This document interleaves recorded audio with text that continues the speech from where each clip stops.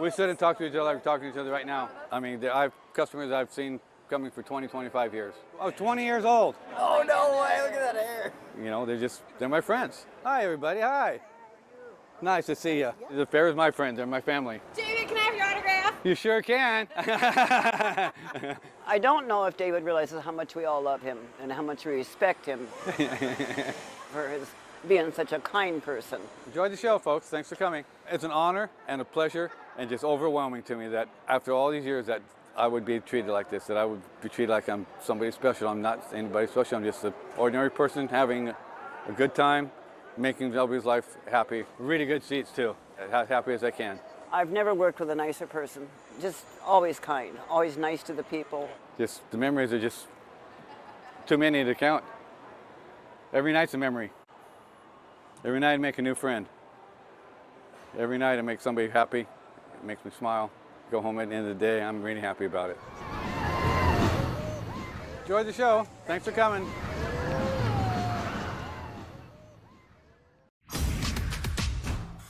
We've been waiting for these DNA results since late last week. Now we're learning that prosecutors are actually closing the case against Travis Decker. They're even going as far as canceling his arrest warrant. This is all according to court filings after the U.S. Marshals confirmed to them that Decker is dead. Remains were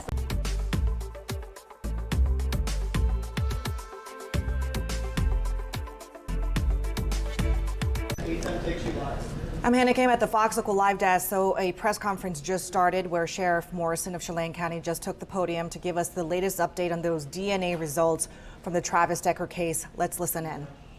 Again, I want to thank everyone for coming here. We're coming full circle. We look at about 4 months ago, we were just sitting here breaking the news about this tragic situation of the deaths of Peyton, Evelyn, and Olivia. And today I stand before you again with news that we have received our DNA results back from the Washington State Patrol's crime lab from the items that we recovered last week. That would be the clothing and also the human remains. We are glad to say that those remains do come back as a positive match for Travis Decker. It's a big day for Chelan County Sheriff's Office, all of our federal partners, that we can finally bring a close to this dark chapter of Chelan County. Certainly pay respects to the deaths of Peyton, Evelyn, and Olivia.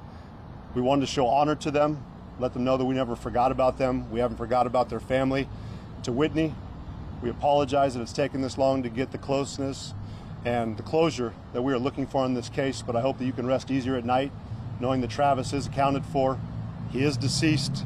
Our DNA results confirm that, and this will bring a close to our case. I want to thank our detectives, our investigative unit, for the amount of time, effort, and just overall sacrifice that they put in. They never relented on this case. They remained focused, and they made sure that, number one, justice was served, and most importantly, the law prevailed in this situation. We appreciate all of our federal partners, the FBI, the U.S. Forest Service, the U.S. Marshal Service will come up and talk after me, and then we'll take questions after that. We also had our partners at the Criminal Investigation Division, Border Patrol with their BORAT team, and also their BOR Star team. We couldn't have done this by ourselves. We're a medium-sized agency, as I've said throughout this process. We appreciate our federal partners standing up alongside of us, assisting us. We appreciate the Washington State Patrol. Specifically, I'd like to give thanks to operational psychologist Stacy Gutchett and her work and her forensics analysis of Mr. Decker that assisted us in our fourth search, pointed us in the direction of Grindstone Mountain, an area of interest that we wanted to search, and her insight and guidance led us to an important area to search where we did eventually locate Mr. Decker. Again, we couldn't have done this by ourselves. I want to thank the King County Sheriff's Office, the Snohomish County Sheriff's Office, the Spokane County Sheriff's Office for also coming alongside of us, allocating their air assets to us. We could not have done it by ourselves if we had not had the rappelling capabilities that we had from the helicopters. Again, we would have struggled. They would have taken months longer, and we're thankful for that. But most importantly, to our community, thank you. Thank you for supporting us, being patient. We wanted this wrapped up within the first couple days. We knew it took months. We knew that you sat on edge as we were also stressed out about this situation. But again, you never wavered your support from us. We're grateful for that. We haven't forgot it, and we hope that you can also rest easy at night knowing that Mr. Decker is accounted for. Unfortunately, he's deceased. To his family, my condolences to you. I understand this could be your brother, your son, your family member. We never wanted any harm to come to him, but unfortunately the circumstances are what they are. He succumbed to whatever injuries those were, We're going to hear back from our coroner's office, the medical examiner, if they're able to get a cause of death or a time of death. But we appreciate them also working with us, working closely with us, and also being respectful of those remains as we found them. We will hand them back over to his family when the time is appropriate. But we just thank everyone that has come alongside the Chelan County Sheriff's Office, the media, who's also been here assisting us as we've kept Mr. Decker's face out there in public. I know at times a lot of the citizens, not only here in Washington State, but nationally, were wondering when are we going to get closure to this case. Again, we needed the media to do this. We needed them to keep their face out there so we could have Travis, if he was out beyond our borders, at least under some pressure. But again, fate had what it was. We were able to locate him. And again, we appreciate it. I'm going to let the U.S. Marshals Service also present. They've been alongside us from day one. We appreciate that partnership, the resources, the finances they put into this. We couldn't have done it without them. Same with the FBI, but the Marshals Service really took on a heavy burden for us, overseeing the search efforts, while our detective investigative units went and focused primarily on the investigation, knowing that we were getting ready for a criminal trial. This was a triple homicide. We never lost sight of that. This was also a kidnapping. We never lost sight of that. Before I conclude, though, I also want to make sure that I pay thanks specifically to the Wenatchee Police Department, Detective Hewitt. If it had not been for his tireless effort, the days coming up to Monday when we jumped into this investigation, we would have had 2,900 square miles that we've had to search without any real guidance. His efforts, the Wenatchee Police Department's, their investigative unit, certainly gave us a leg up to be able to track them down, get to the site quickly. We thank Deputy Mike McLeod for his quick work in finding that campsite. But again, not only nationally with our federal partners, state partners, but regionally, we had help with the Douglas County Sheriff's Office, East Wenatchee Police Department, Wenatchee Police Department. But specifically, I want to make sure that Detective Hewitt was recognized for his efforts, his work. He certainly gave us everything we needed to jump into this investigation and get there quickly. And they continued to stay beside us, talking with Whitney and the family, making sure that they were talking with them as we were focusing on the investigation. So I just want to make sure I said thank you to them as well. I'll let the Marshal's Office speak, and then after that, we'll take any questions you have. Thank you. Thank you, Sheriff. Jerome Brown with the Marshals Service. I'm based out of Spokane, Washington. I'm the supervisor for the task force. The first time I spoke before this podium, I promised you that we would not stop until we found the fugitive. My job and my team's job is to find the fugitives using the Rapid Advancing Manhunt Program, which we did, along with the help from the partners that was mentioned from the sheriff already. There's numerous to mention. I'm not going to go over the list again, but without the community, which is what this truly is about, law enforcement community, family community, community members that are out here present. Without all of you, we could not have done this. This is a team, truly team, family endeavor. That's why this was successful. So remember that when you go home, that we were supported with food, roofs, things when we needed them to accomplish our mission as a law enforcement community. You helped us and supported us in that endeavor. That's why we are successful. So, again, thank you to everybody, and I'll go into questions unless Sheriff has something else. No, we'll open up to questions. Are you able to talk a little bit at all, I know it's very early, about how he died or when he died? We're going to leave it up to the coroner's office. Coroner Harris has already confirmed that they're doing the best they can with their medical partners to determine if they can determine a cause of death and also how long he had been deceased when he was out there. Again, we understand that process takes time. We did not get full remains. We have gotten majority of the remains back. But again, that's a process, and we're hoping that they are able to determine that because we know that some of the community wanted to know. But as of now, we don't have those answers. Sheriff, were there any clues to try to figure out whether he had been on the run all this time or if he went straight to Grindstone Mountain? Based off the information we have, it appears that the potential of him going directly up Grindstone Mountain shortly after the event or within that day would be pretty consistent. But again, we'll look at the time frame once we hear back from the coroner's office, and hopefully we can get a clearer picture on what was the cause of death. Again, if it was anything outside of what would be an explainable cause of death and it wasn't at Mr. Decker's own decision by his own hand, we would investigate that as a separate homicide. Again, we will pay respects to him. We'll honor his family as well, but we'll wait to hear what the coroner's office and the medical examiner has to say. Sheriff, how were you able to zero in on this one specific tiny area that you find? So this was our fourth search. It was a planned search. We appreciate the U.S. Marshals overseeing that, taking it on. The FBI had done our third one after that. This was the area that we had been speaking with the Washington State Patrol and their operational psychologist, who I mentioned before. That would be Stacy Chuckett. Really appreciate her insight. So we did get forensics analysis when it came back from the U.S. Marshals Service, the FBI with their forensic psychologist, and of course the Washington State Patrol. And she had highlighted an area of interest that was on Grindstone Mountain. She even guesstimated about what elevation we were looking at. and we really appreciate her insight. She brought certainly a different perspective than we had received from the FBI or the Marshal Service. But again, we were taking information as we could throughout this investigation. It was rapidly evolving. I think we utilized our resources best as possible. And the last iteration, Washington State Patrol coming in with this contracted operational psychologist, certainly gave us a different area to look at, but it was always something that we were going to check next as our search area continued to expand out. Sheriff, what was kind of the clues that led to that area being, as you mentioned, an area of interest? It was outside of the 3 search areas that we had already checked. It was certainly within sight of our original crime scene, and we knew also with the information that had been obtained with the psychologist there from Washington State Patrol that they viewed that would be an area that they might have singled out, or Mr. Decker might have viewed out as an area that he would have headed. Sheriff, I saw that there was a tip line. How many people submitted to that tip line? And did rumors and any other leads kind of prolong like a lead, or was that difficult in that Yeah. So certainly we were running our tip line. We really appreciate the FBI coming in and overseeing that over the first couple of days of the operation. You're going to thousands of tips coming in, and then of course it slowly dwindled down.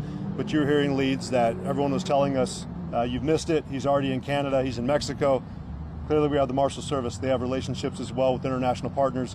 We did have international partners in Mexico and Canada following up on leads, along with nationally here. We had viewings in Montana, Idaho, Texas. So again, we appreciate our national resources that we had. Also, we had local resources in different states that were willing to step up, assist us, track down leads. Again, we couldn't have done this by ourselves, but certainly we weren't overlooking any tip that came in, any bit of advice that we had.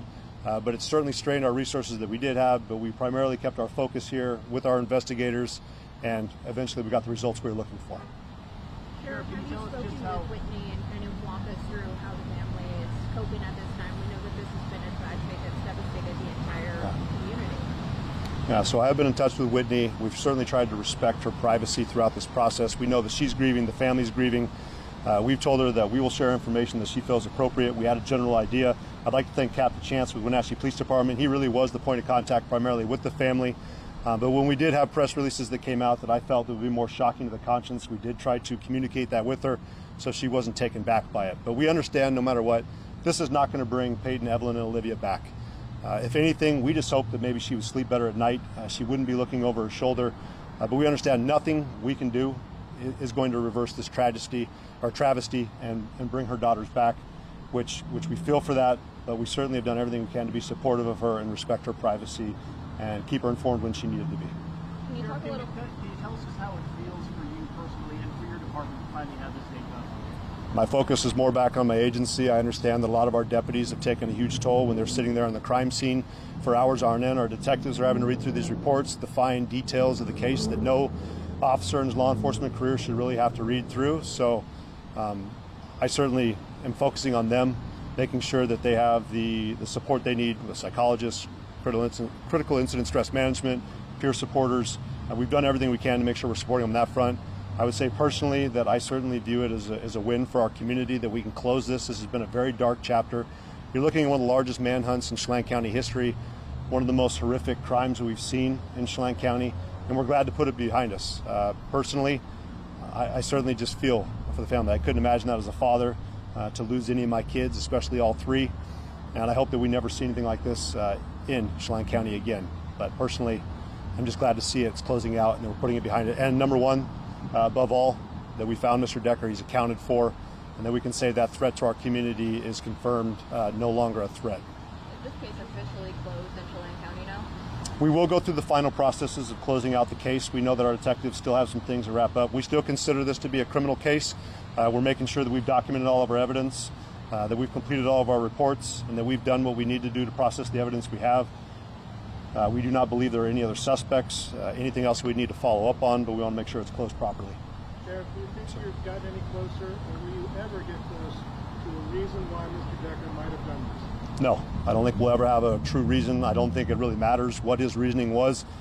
In our view, and based off the evidence we have, he committed murder. It's inexcusable, it's inexplainable, and we would have liked to, of course, heard his thought process and what he was thinking at the time, but I don't think anything he said would have justified it. The bottom line is our community is now down 3 young girls that would have been our bright future. They're not here. I know several members of our agencies had their kids interacting with them on sporting events and other personal events, so it's a loss for us personally too. We recognize that those girls are gone for their family. They're not going to be able to enjoy birthdays, other memories, first dances, first sporting events, even first jobs. So I certainly feel for them. I understand that is a huge loss, and I certainly will be sending my prayers towards them, hoping that they can find some kind of closure on this. Can you speak to the state of the remains? You touched on this a little bit last week, but did the crime lab give any indication about why it may have been particularly difficult to test any of the samples of the state of the remains? Or? No, I would say the biggest challenge to the results was me, personally. I requested more than they're used to. I appreciate Chief Batiste and his team being flexible and willing to adjust. I did not want to take any chance of just coming back with samples from the clothing. I wanted samples from the remains that were also located there. I know this was an unusual request for the State Patrol. I appreciate them humoring me on this, but we also want to make sure we shut down conspiracy theories. Mr. Decker did not bring anyone else up there and leave the remains behind. This is Mr. Decker's remains. The clothing matches, the remains match. That is the end of the conversation. This is why we asked them to take their time, test more samples. And again, I have to follow the lead that our detectives did. They have been thorough, by the book, and have not rushed any process through this. So when we're making this request to the Washington State Patrol, I understand that it took more time, but I certainly have to follow our investigators' leads and say, go the extra mile, don't rush this investigation and make sure it's closed out properly. I think we did that. Though it was frustrating to our community, I understand that, and to others, the Sheriff's Office did exactly what it was supposed to do. Is there any specific estimate of how many personnel across all the agencies worked together throughout this entire process? I would say hundreds. In the search alone that the FBI coordinated, we were over 100 personnel that were on the ground searching, in addition to the amount of money that each agency has contributed. Had the Chelan County Sheriff's Office and the Chelan County government itself had to absorb the cost of this, it would have bankrupted our county. So thank you to the FBI, thank you to the U.S. Forest Service, thank you to Border Patrol, thank you to the Marshals, thank you to every single municipality and county agency that came out, contributed funds. Again, we couldn't have done this by ourselves, and I've heard you spent a lot of money. I guarantee if it was your kids, you would ask me to spend the same amount of money. So if I had to do it over again, we'd do it exactly the same way to ensure that justice was served and, again, that the law prevailed. Is this the largest manhunt we've seen in the nation? I'm not sure of the nation. I certainly have our subject matter expert here, but for Chelan County, this certainly takes the largest manhunt that I think we've ever seen, that we've ever heard of. And we did talk to former members of our agency, but I don't think we've ever seen anything like this before. Sheriff, is there a timeline from the coroner's office as to when they have some more definitive results as to what caused the matter? They said it could take months. I'm not the subject matter expert in here, but I know that Coroner Harris was open to have any questions on that front to be redirected back over towards him. Certainly someone I would trust his opinion. He's done an excellent job for not only the industry, but our county for several years. We're going to miss him, but I know we've got a good candidate coming up behind him with Deputy Earl Crow that's going to be taking that position potentially. So we've got good people in there. I know they'll get the results when they get them. Anything else from anybody? Thank you for your hard work, Sheriff. Well, it was definitely a group effort. The Sheriff's Office didn't do this by ourselves. I know I get to stand up here and take some credit, but we didn't do this by ourselves. It certainly was a group effort. The Marshal Service was key. Again, they took on the workload that was this manhunt.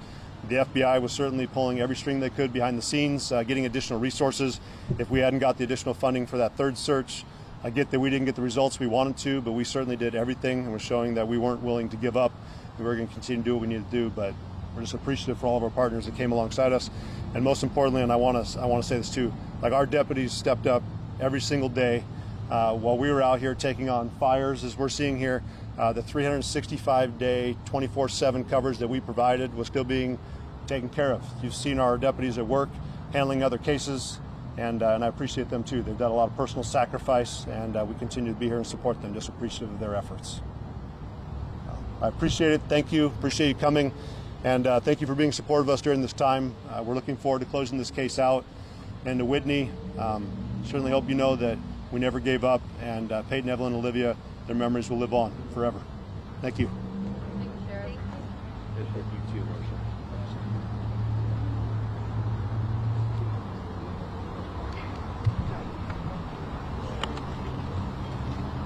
Chelan County. That was Sheriff Morrison of Chelan County giving that press conference there. And so here are the biggest takeaways from that, what we just heard.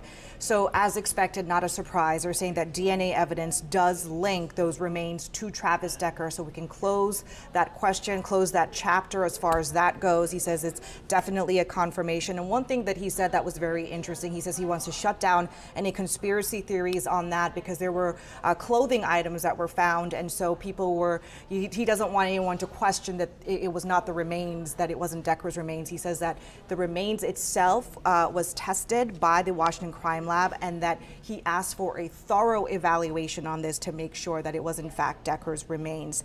He also said in that press conference something that, you know, one of the first questions a reporter had was, what was the cause of death and how long was he deceased? That information is still out. We don't know. They say that they're going to take some time to answer that question. The coroner's office will have to answer that question, but we don't have those answers as of today. Also, he thanked the community because we had international crews, he says, even from Mexico to Canada working on this case when this was an intense manhunt. He thanked those people, but really he says it was, you know, this crews nationwide, you know, U.S. Border Patrol to the FBI to the U.S. Marshals, but also thanked Wenatchee Police, detectives specifically in that department in helping this case because this has been going on for nearly 4 months now. It's been a roller coaster ride, and he said that without them that this would not be possible. He also talked about how much money it took to get to today. He says he wouldn't change anything, but that so much money was spent in this manhunt that if it was just up to Chelan County, he says that it would have bankrupted them. So he thanked all of the other departments that chipped in all of the resources to get this to this point. He also brought up Whitney Decker, the mom, and it was really heartbreaking because he said that, you know, of course, this doesn't change anything. It doesn't bring back those precious little girls, but that he hoped that she could stop looking over her shoulder, wondering where Travis Decker, her ex-husband, was. So those are some of the main takeaways from that press conference. We will, of course, have Alejandro Guzman breaking down more of that, more sound, maybe sound from the community after this chapter is over. We'll bring you that throughout the night. For now, we're going to send you to a commercial break, and after that commercial break, we'll have game day coverage with the Seahawks playing the Cardinals tonight.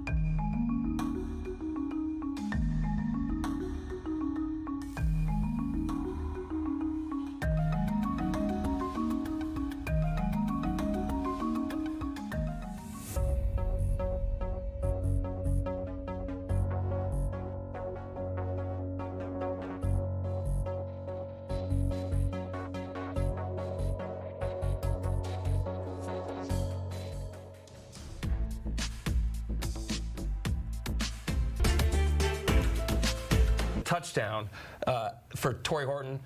He has shown the consistency for 3 straight weeks now. He had a 12-yard return against the 49ers. He had a 22-yard return against the Steelers, and now the 95-yarder. So he's continued to build on these punt returns, continued to just make play after play. And I always say, punt returning